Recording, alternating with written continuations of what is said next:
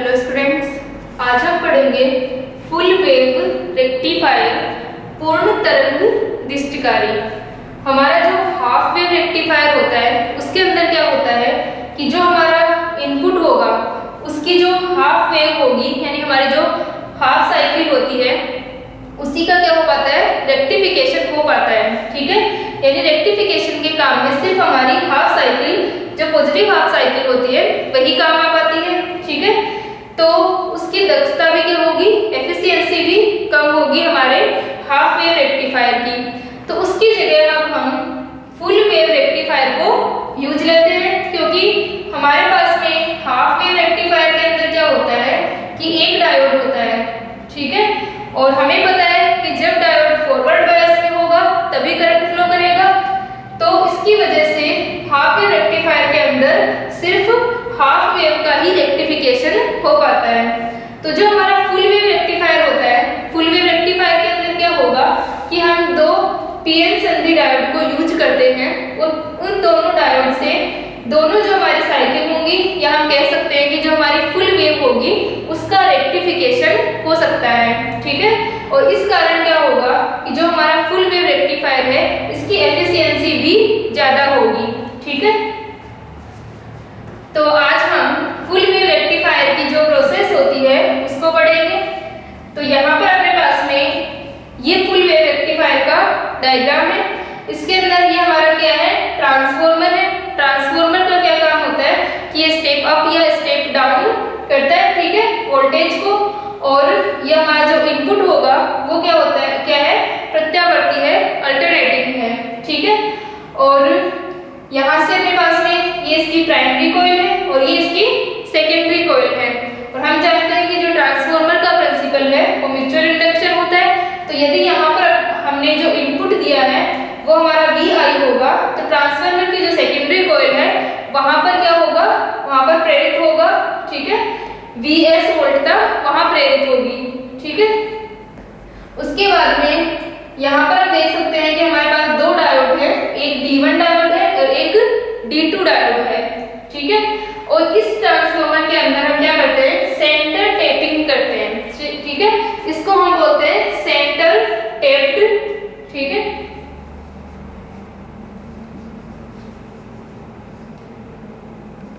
Centre taped, और इसको हम क्या कहेंगे, सेंटर टेपिंग। तो हमारी जो सेंटर टेपिंग होगी इसको मध्य निष्कासी बिंदु भी कहते हैं।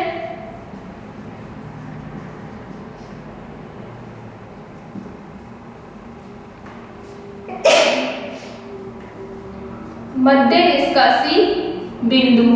ठीक है, तो ये जो हमारा C है सेंटर टेप, इससे हम क्या करते हैं कि जो हमारे डायोड है D1 और D2 इनका जो बीच में जो पॉइंट होगा हमारे पास में, यहाँ से हम इसको RL को कनेक्ट कर देते हैं कि RL का जो एक सिरा होगा, ठीक है, ये इस तरह से आ रहा है अपने पास में। तो RL का जो एक सिरा है वो तो दोनों डायोड के जो N है, N टर्मिनल्स है, ये उन दोनों से कनेक्ट हो जाएगा और एक इस सेंटर टेपिंग जो हमने की है वहां से कनेक्ट हो जाएगा। ठीक है, तो इस सेंटर टेपिंग की वजह से क्या होगा कि जब हमारी हाफ साइकिल है, जैसे मान लो पॉजिटिव है, तो वहां पर हमारा A जो है वो पॉजिटिव रहेगा और B क्या रहेगा, नेगेटिव रहेगा। ठीक है, तो उस टाइम पर यहाँ पर भी टर्मिनल्स बन जाएंगे। अगर ये पॉजिटिव है तो ये नेगेटिव, ये पॉजिटिव, ये नेगेटिव। ठीक है, तो इस कंडीशन के अंदर हमारा D1 काम करेगा और फिर जब हमारी साइकिल चेंज होगी तो वहां पर हमारा D2 काम करेगा। ठीक है, तो इस प्रकार से हम इसको सेंटर टेप्ड करके और RL के सिरों पर हम क्या ले लेते हैं, वोल्टता को ले लेते हैं। ठीक है, तो अब हम इसकी प्रोसेस को पढ़ते हैं। ये हमारा डायग्राम था। तो यहाँ से हम देखें कि जब हमने VI इनपुट दिया तो यहाँ पर हमारा ट्रांसफॉर्मर जो है इसकी सेकेंडरी कॉइल पर VS वोल्टता आएगी। ठीक है, मान लो हमारे पास में VS इक्वल टू क्या हो जाएगा, EM sin ओमेगा t। ठीक है, मान लो हमने VI इक्वल टू दिया, या पहले हम VI की बात करें। ठीक है, तो VI इक्वल टू अपना क्या है, EP sin ओमेगा t। तो VS इक्वल टू क्या होगा, NEP।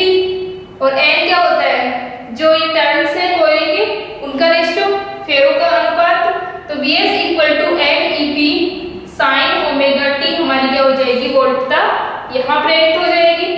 अब जब हमारे पास में इसका पॉजिटिव ये है, तब अपने पास में क्या होगा, आधे चक्र के लिए, हाफ साइकिल के लिए ए टर्मिनल पॉजिटिव और बी टर्मिनल क्या होगा, नेगेटिव होगा। ठीक है, जब हमारा ए पॉजिटिव और बी नेगेटिव होगा तो उस कंडीशन में यहाँ पर जो हमने सेंटर टैपिंग की हुई है, यहाँ पर भी टर्मिनल्स बनेंगे, यहाँ पर माइनस और यहाँ पर क्या हो जाएगा प्लस और यहाँ पर माइनस। तो इससे हम देख सकते हैं कि अब हमारा जो डायोड D1 है, D1 किस में हो गया, फॉरवर्ड बायस में, और D2 हमारा किस में हो गया, रिवर्स बायस में। तो जो हमारी करंट है वो इतने सर्किट में फ्लो होगी, यानी हम कह सकते हैं कि अब हमारी जो करंट है वो सिर्फ इस सर्किट में फ्लो होगी। D1 हमारा डायोड हो गया और ये हमारे पास में RL हो गया। ठीक है, इधर हमारा ट्रांसफार्मर का जो है ये, तो ये जो अपना डायोड है इसकी वजह से I1 करंट फ्लो होगी और इसकी डायरेक्शन क्या हो गई, ये हो गई, I1 की डायरेक्शन ये हो गई और इसके सिरों पर जो वोल्टेज है वो पॉजिटिव रहेगा, प्लस माइनस रहेंगे उसके टर्मिनल्स भी। अब हम बात करें कि जब हमारे पास में चेंज होती है साइकिल, A नेगेटिव और B पॉजिटिव होता है। ठीक है, तो जब हमारा A नेगेटिव और B पॉजिटिव होगा तो उस कंडीशन में क्या हो जाएगा कि अब अपने पास में यहाँ पर पॉजिटिव और यहाँ पर नेगेटिव। तो अब जो हमारा डायोड D2 है वो किससे कनेक्ट हो गया, पॉजिटिव से। ठीक है, अब डायोड D2 का P टर्मिनल पॉजिटिव से है और N टर्मिनल नेगेटिव से। तो यहाँ से अपने पास में अब जो सर्किट रहेगा वो ये रहेगा।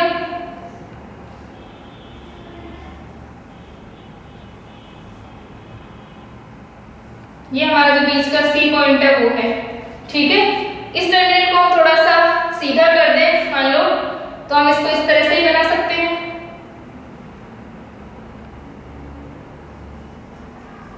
ठीक है, क्योंकि एक तरीके से हमारे पास में ये जो सर्किट बन रहा है दोनों डायोड का वो इस प्रकार है। अगर हम इसको थोड़ा इजी फॉर्म में देखें तो ये इस तरह से है, ये हमारा C है। ठीक है, और यहाँ पर हमारा RL है और ये अपना D2 डायोड है और ये अपना D1 डायोड है। और RL के सिरों पर ही हमें क्या लेनी है, वोल्टता लेनी है, V आउटपुट लेनी है। तो एक बार हमारा ये वाला सर्किट कंप्लीट हो जाएगा और एक बार हमारा ये वाला सर्किट कंप्लीट हो जाएगा। ठीक है, जैसे यहाँ से यहाँ तक का हमने बनाया था, इसको इस प्रकार बन रहा था कि ये जो अपना जा रहा था वो इस तरीके से था। तो RL का जो एक सिरा है वो तो यहाँ पर कनेक्ट है और दूसरा यहाँ से है। तो जो डायोड P है अपने पास में, ये डायोड D2 है। अब ये किस में होगा, फॉरवर्ड बायस में होगा। ठीक है, डायोड D2 फॉरवर्ड बायस में होगा तो इसकी वजह से करंट फ्लो होगी। तो अब इस करंट की डायरेक्शन क्या होगी, ये वाली हमारी जो I2 करंट होगी। अब ये किस तरह से फ्लो होगी, इस तरह से, क्योंकि इसका पाथ यही है। ठीक है, ये अपना RL है, ये अपनी I2 हो गई। तो पहले जो हमारी करंट आ रही थी I1 वो भी इसी प्रकार आ रही थी इसमें से, अब जो I2 आ रही है वो भी इसी प्रकार आ रही है, यानी I1 और I2 दोनों की डायरेक्शन जो है वो क्या है, सेम है। ठीक है, दोनों की डायरेक्शन क्या रहेगी, सेम रहेगी और RL का जो वोल्टेज है वो हमेशा पॉजिटिव रहेगा, प्लस माइनस उसके टर्मिनल्स ऐसे ही रहेंगे। ठीक है, चाहे डायोड D1 काम कर रहा हो या डायोड D2 काम कर रहा हो, हमें क्या मिलेगा, पॉजिटिव साइकिल ही मिलेगी। इसका मतलब है कि हमारा जो आउटपुट होगा वो एक दिशिक यूनि डायरेक्शन हो जाएगी उसकी। ठीक है, तो यहाँ तक हमारी इसकी प्रोसेस हो गई। अब हम बात करते हैं कि इसका आउटपुट वेवफॉर्म किस प्रकार बनेगा।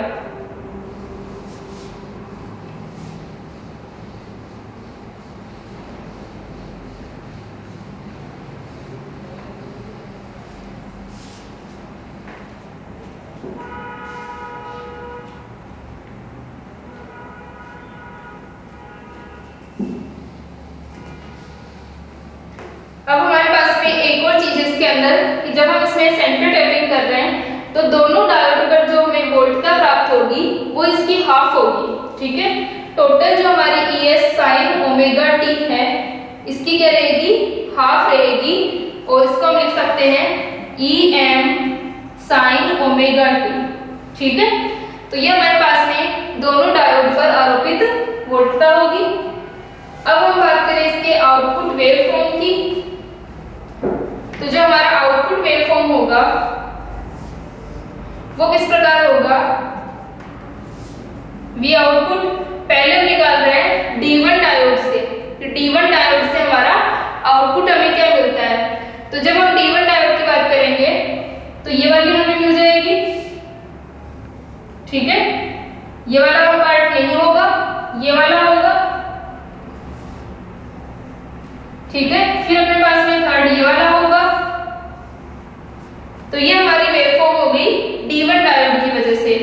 इसी प्रकार D2 डायोड की बात करें हम,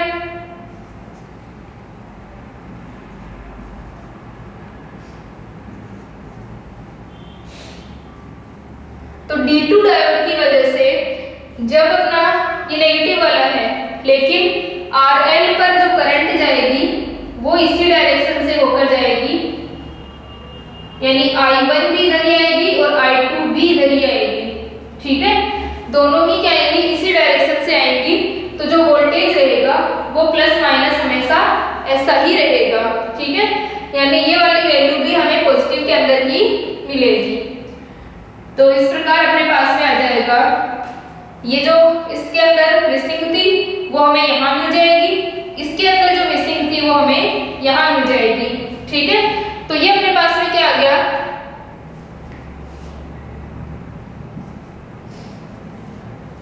ये अपने पास में डायोड D2 की वजह से आ गया। तो हमारी कंप्लीट वेवफॉर्म क्या हो गई, कंप्लीट वेवफॉर्म हो जाएगी यूनि डायरेक्शन होगी, एक ही डायरेक्शन में होगी।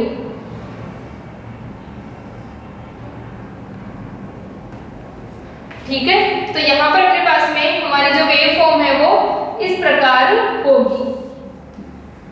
तो हमारी जो पूरी फुल वेव जो थी हमारी, वो पूरी की पूरी रेक्टिफिकेशन में काम आ रही है, रेक्टिफिकेशन हो रहा है उसका। तो इसको हम क्या कहते हैं, फुल वेव रेक्टिफायर कहते हैं। ठीक है, ये बना लें यहाँ तक।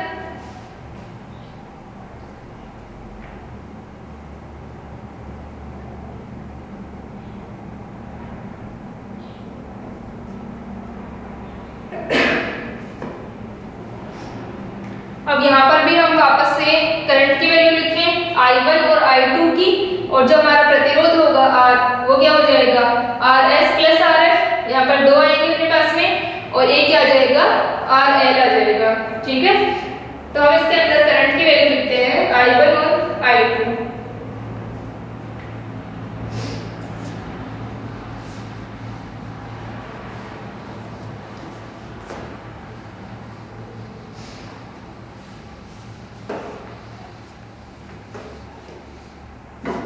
तो हम लिख सकते हैं कि यदि, ठीक है, बाकी जो बीच की थ्योरी थी कि हमारा डायोड D1 ऑन होता है, D1 फॉरवर्ड बायस में होगा तो करंट I1 फ्लो होगी, D2 हमारा फॉरवर्ड बायस में होगा तो करंट I2 फ्लो होगी। ठीक है, ये सारा एक बार आप लिख लेना। उसके बाद में हम लिख रहे हैं करंट की वैल्यू लिख रहे हैं। ठीक है, तो हम लिख सकते हैं कि यदि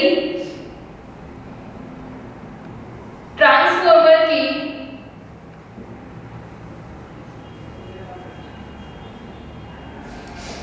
द्वितीयक कुंडली का प्रतिरोध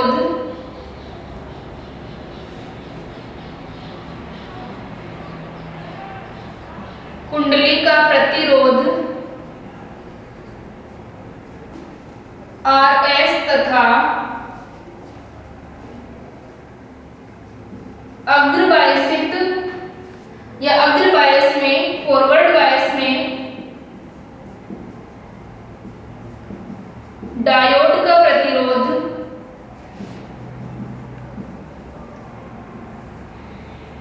RF है, तो ठीक है, कुंडली का प्रतिरोध हमारा क्या है, RS, यानी जो हमारी सेकेंडरी कॉइल है उसका रेजिस्टेंस RS है, और डायोड का जो फॉरवर्ड रेजिस्टेंस है वो हमारा क्या है, RF है। ठीक है, तो RF है तो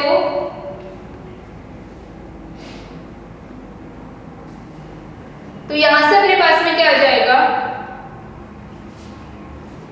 लोड प्रतिरोध से प्रवाहित धारा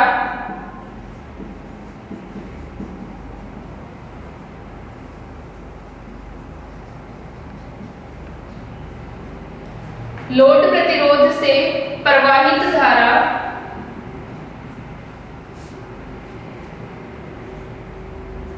I1 इक्वल टू, ठीक है, अपने पास में क्या होगी, I1 और I2 का मान आएगा। तो I1 क्या आ जाएगा, EM sin omega t divided by R plus RL, जब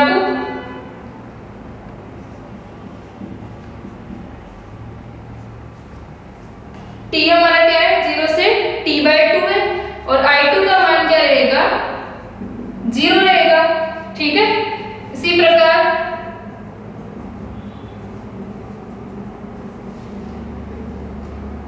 I1 इक्वल टू 0 और I2 equal to EM sine omega t divided by R plus RL, जब t क्या है अपनी, t/2 से t तक है, ठीक है। हमारे पास में I1 और I2 का मान आ जाएगा, I1 का मान आएगा 0 से t/2 रेंज के लिए, और I2 का मान आएगा हमारा 0 से t/2 से t रेंज के लिए, ठीक है। तो यहां तक अपने पास में हो गया, और इसको हम Vs upon R plus RL भी लिख सकते हैं, ठीक है। I2 या I1 को भी हम लिख सकते हैं कि Vs upon R plus RL, साथ में इसके आ जाएगा माइनस, ठीक है, क्योंकि जो हमारी I2 है उसके अंदर यदि हम वोल्टेज का मान देखें तो वो किसका है, माइनस का है, ठीक है। Vs के नेगेटिव साइकिल के लिए अपनी I2 का मान, ठीक है, यहाँ तक लिख लें इसको।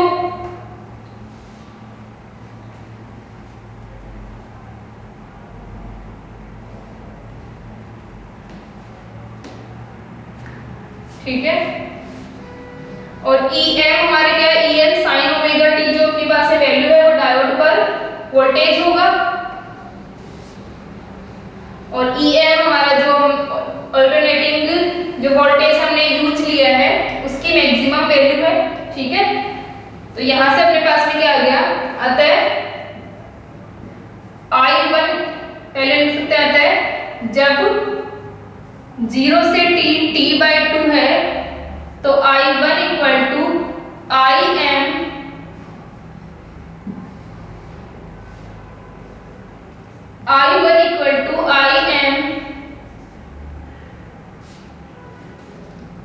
साइन ओमेगा t, ठीक है, और I2 इक्वल टू क्या हो जाएगा, 0, तथा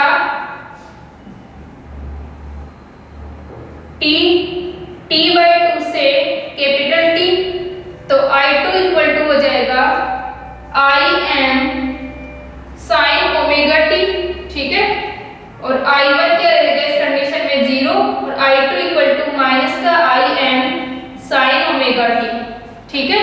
तो ये हमारे पास में I1 और I2 के मान आ जाएंगे, IM साइन ओमेगा t और माइनस का IM साइन ओमेगा t, ठीक है। अब हम निकालते हैं, यहाँ तक हो गया। ये सारी हमारी प्रोसेस थी फुल वेव रेक्टिफायर की, और जो हमारा फुल वेव रेक्टिफायर होता है इसके अंदर इसकी एफिशिएंसी जो होती है वो अच्छी होती है हाफ वेव रेक्टिफायर से, और इसके अंदर रिपल फैक्टर R का मान जो होता है वो भी क्या होता है, कम होता है, ठीक है। R भी हमारा लेस देन 1 होगा, इसका R का मान भी कम होता है, एफिशिएंसी भी अच्छी होती है, और इसमें वोल्टेज रेगुलेशन का मान भी कम होता है, ठीक है। जो कि हमें चाहिए होता है कि हमारा जो आउटपुट है हम क्या कर रहे हैं, रेक्टिफिकेशन कर रहे हैं, तो उसके लिए हमें इन सब चीज़ों की आवश्यकता होती है कि हमारा रिपल फैक्टर कम हो, वोल्टेज रेगुलेशन हमारा कम हो, और साथ में अपने पास में क्या हो, एफिशिएंसी जो है वो अच्छी हो।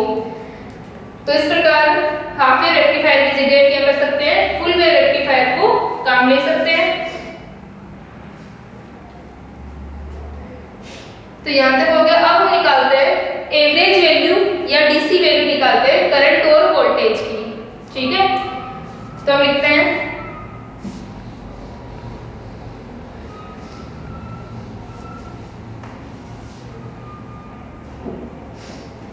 एवरेज वैल्यू ऑफ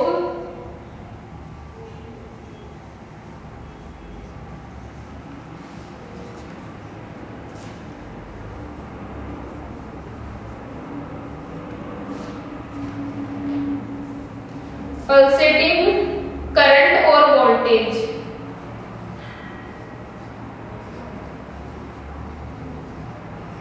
ठीक है, जो हमारी स्पंदमान धारा या वोल्टा मिलती है उसकी हम एवरेज वैल्यू, औसत मान या डीसी वैल्यू निकालते हैं। तो यहां से अपने पास में आ जाएगा स्पंदमान धारा या वोल्टता का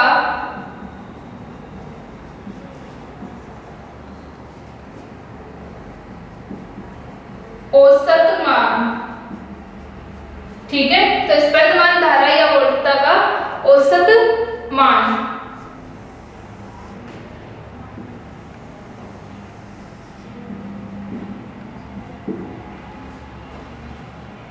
तो ये अपने पास में ये आ गया इस प्रकार से।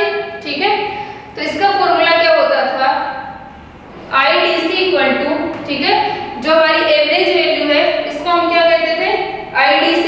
और IDC का हमारा फॉर्मूला क्या होता है, 1/T 0 to T IDT। Average ले रहे हैं हम लोग, तो हमारे पास एवरेज क्या आ जाएगा, 1/T 0 to T IDT। इसके अंदर हम वैल्यू रख दें 1/T 0 to T/2 I1dt plus 0 ये T/2 से T I2dt। ठीक है, तो यहाँ से अपने पास में I1dt और I2dt के मान हमारे पास में वैल्यू रख दें इसके अंदर। तो IDC इक्वल टू हो जाएगा 1/T 0 to T/2 I1dt plus I1 का मान क्या है, Im sin omega t dt, और इसका मान है माइनस का Im, तो T/2 से T Im sin omega t dt। ठीक है, ये आ गया अपने पास में। Im को हम बाहर ले सकते हैं। ठीक है, Im को हम बाहर ले लें तो यहां से अपने पास आ जाएगा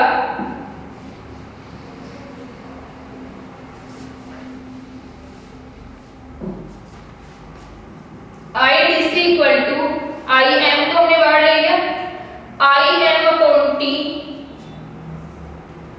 0 to T/2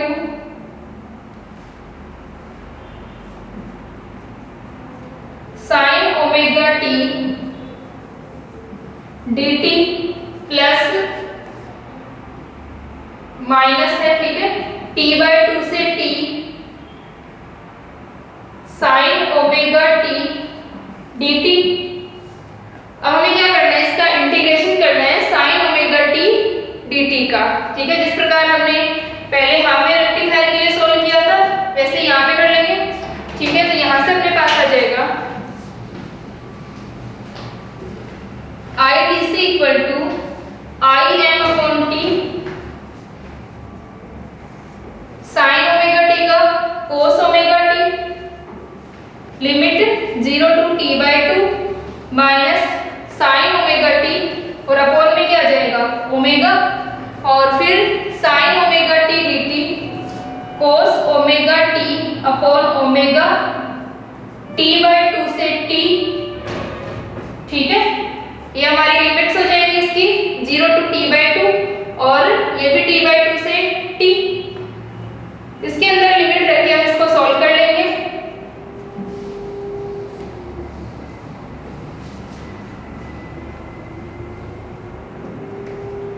तो ये अपने पास में हो गया IDC equal to Im/T cos omega T/2 minus का cos 0 माइनस, एक मिनट अपने पास में साइन का जो इंटीग्रेशन होता है वो भी माइनस का cos ओमेगा होता है, तो ये माइनस है और ये प्लस हो जाएगा। ठीक है, ये अपना माइनस रहेगा और ये प्लस हो जाएगा। ठीक है, तो यहाँ से अपने पास में cos ओमेगा t, इसका अपना हो गया cos ओमेगा t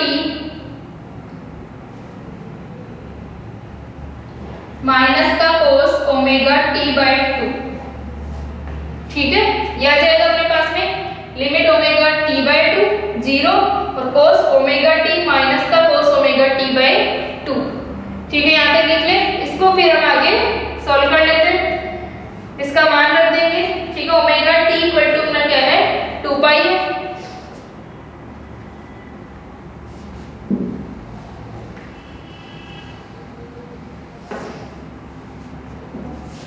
तो I DC इक्वल टू आ जाएगा I m upon 2 pi minus cos omega t 2 पाई, तो cos पाई की वैल्यू -1 और ये -1। ठीक है, प्लस cos 2 पाई की वैल्यू +1। ठीक है, और cos omega t divided bye 2, तो ये 2 पाई बाय 2 इसकी +1 हो गई। ठीक है, तो ये अपने पास में टोटल आ गया I DC equal to I m upon 2 pi -1 -2 minus minus plus 2 plus 2, तो ये हो गया 4 I m upon 2 pi equal to आ जाएगा अपने पास में 2 I m अपॉन पाई। ठीक है, ये लिखे इसको।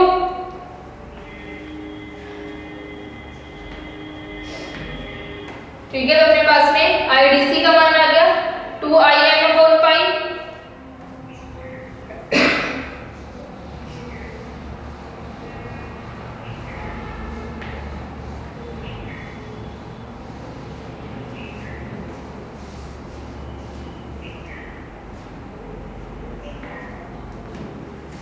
ठीक है, अब जिस प्रकार हमने हाफ वेव रेक्टिफायर में निकाला था कि हमारे जो इसकी औसत वैल्यू निकाली थी करंट की, वैसे ही अब हम इसकी औसत वैल्यू निकालेंगे वोल्टेज की, यानी एवरेज वैल्यू वोल्टेज की।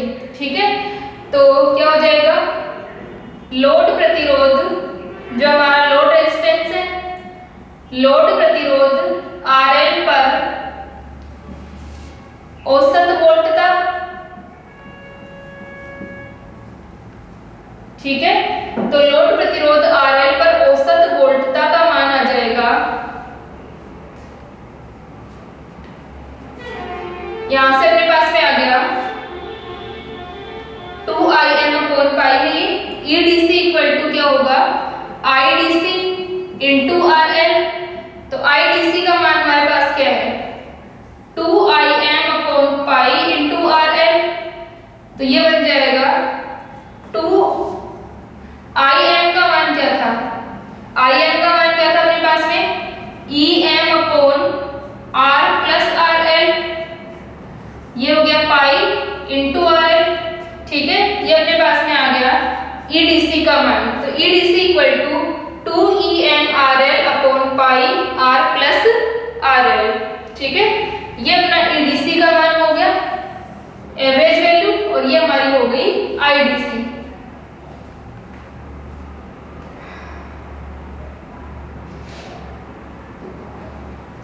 ठीक है, अब इसी प्रकार हम क्या निकाल सकते हैं, जो हमारी पल्सेटिंग वैल्यू हमें मिल रही है आउटपुट, तो पल्सेटिंग डीसी का हम RMS value root mean square value निकाल सकते हैं। ठीक है, इस प्रकार हमने एवरेज वैल्यू निकाली है।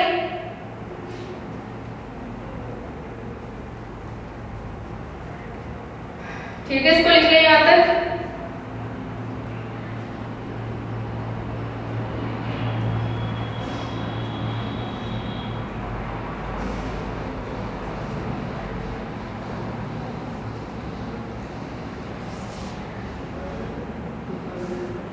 हमारी जो वैल्यू होगी निर्गत जो स्पंदमान धाराएं वोल्टता है उसका RMS मान।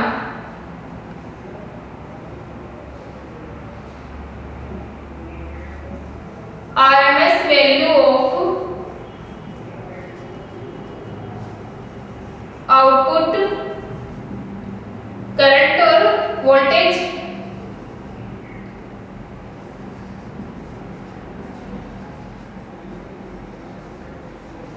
तो रूट मीन स्क्वायर वैल्यू क्या थी, IRMS का square equal to root mean square value क्या थी अपनी I स्क्वायर, इसका स्क्वायर का बार और फिर इसका रूट। ठीक है, यानी अपने पास में जो वैल्यू होती है करंट उसका हमें स्क्वायर करना है और फिर एवरेज लेना है और उसका हमें क्या निकालना है, रूट निकालना है। तो यहाँ से अपने पास में हो जाएगा IRMS इक्वल टू IRMS का स्क्वायर कर दें तो ये हो जाएगा I बार का स्क्वायर। ठीक है, और तो IRMS का square equal to I bar का स्क्वायर और साथ में अपने पास में आ जाएगा IRMS square equal to I bar का मान क्या था 1/t 0 to t और ये हो जाएगा I स्क्वायर dt। ठीक है, स्क्वायर का हम क्या ले रहे हैं, एवरेज ले रहे हैं, तो I square dt 1/t 0 to t I square dt। तो ये आ जाएगा IRMS का square 1/t 0 to t I square dt, तो 1/t और इसे हम लिख सकते हैं 0 to t/2। ठीक है, एक हमारा क्या हो जाएगा 0 to t/2 और दूसरा अपने पास में आ जाएगा t/2 से t के लिए, तो 0 to t/2 हमारा हो गया Im का square sine square omega t। ठीक है, प्लस t/2 से t Im का square sine square omega t। ठीक है, तो यहां से अपन इसको क्या लिख सकते हैं कि जो हमारी कंप्लीट साइकिल है, ठीक है, 0 से t हमारी जो कंप्लीट साइकिल है इसके अंदर अपने पास में क्या है, ये हाफ के लिए और ये अपना हाफ के लिए है। तो हम इसको क्या करें 0 से t/2 के लिए निकाल करके उसको 2 से मल्टीप्लाई कर दें, क्योंकि यहाँ पर अपना क्या था I1 और I2 का मान हमारा नेगेटिव में था, यहाँ पर स्क्वायर हो रहा है तो दोनों को हम ऐड कर दें तो ये अपने पास में आ जाएगा 1/t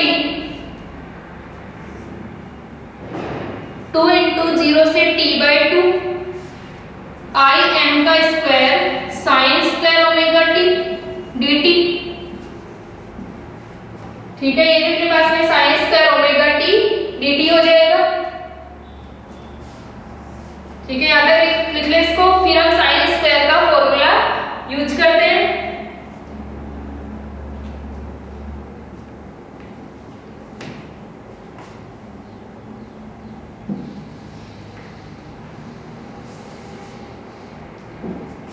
तो ये अपने पास में आ जाएगा 1/t, इसका इंटीग्रेशन करेंगे 2 into 0 to t/2 Im square को भी हम बाहर ले लेते हैं। ठीक है, इन सबको हम बाहर ले लेते हैं 2Im स्क्वायर अपॉन t और integration 0 to t/2 sine square omega t dt। तो sine square omega t dt को हम लिख सकते हैं 1 minus cos 2 omega t upon 2 dt। तो ये अपने पास में आ जाएगा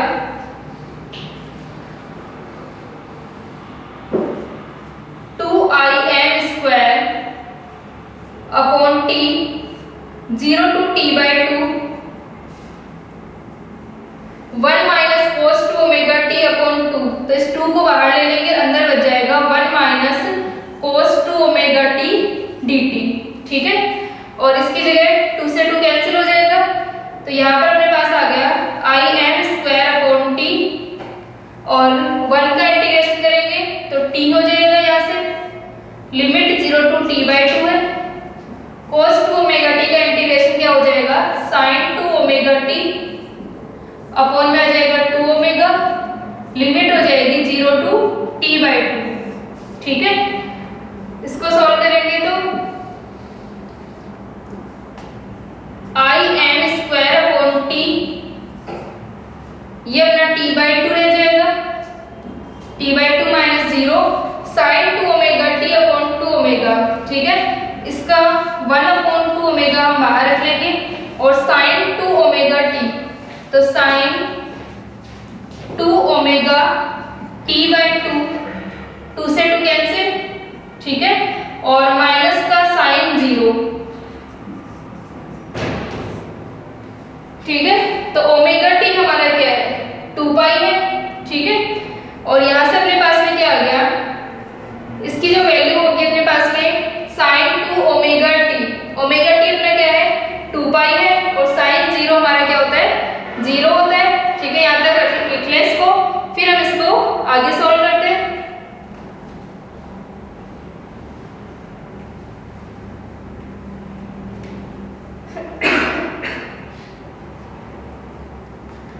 ठीक है, यहाँ तक हो गया। अब ओमेगा टी हमारा 2 पाई, तो sin 2 पाई और sin 0 दोनों ही क्या होंगे 0 होंगे, तो यह आ जाएगा im square upon t into T by 2, और ये सारा क्या हो गया 0 हो गया, ठीक है, ये पूरी वैल्यू हमारी क्या हो गई 0 हो गई और इंटू में आ गया t बाई 2। ये अपना क्या चल रहा था IRMS का स्क्वायर चल रहा था, ठीक है, तो IRMS का स्क्वायर इक्वल टू हो जाएगा t से t cancel im square by 2, तो ये आ जाएगा अपने पास में IRMS का मान आ जाएगा इसका रूट, ठीक है, तो इसका रूट करेंगे तो im अपॉन रूट 2, ठीक है, क्योंकि im का स्क्वायर है तो im आ जाएगा अपॉन में रूट 2 आ जाएगा, और यहाँ से अगर हम इसकी वोल्टेज की वैल्यू निकालें ERMS, ठीक है, ये तो अपनी क्या है करंट की RMS वैल्यू है, अब हम क्या निकालेंगे वोल्टेज की RMS वैल्यू, तो ERMS हमारा क्या होगा IRMS इंटू RN, तो IRMS का मान IM by root 2 into RN, तो IM का मान क्या है EM upon root 2 R plus RN into RN, ठीक है, ये हो गया अपने पास में EM upon root 2 R plus RN into RN, ठीक है, तो ये हमारा हो गया ERMS का मान। तो जिस प्रकार हमने हाफ वेव रेक्टिफायर के अंदर निकाले थे, वैसे ही हमारे पास में फुल वेव रेक्टिफायर के लिए भी एवरेज वैल्यू, RMS वैल्यू और नेक्स्ट लेक्चर में हम निकालेंगे रिपल फैक्टर और एफिशिएंसी, और फिर इसके जो फ्रीक्वेंसी कंपोनेंट्स होंगे वो निकालेंगे, ठीक है, इसको यहाँ तक कर लें।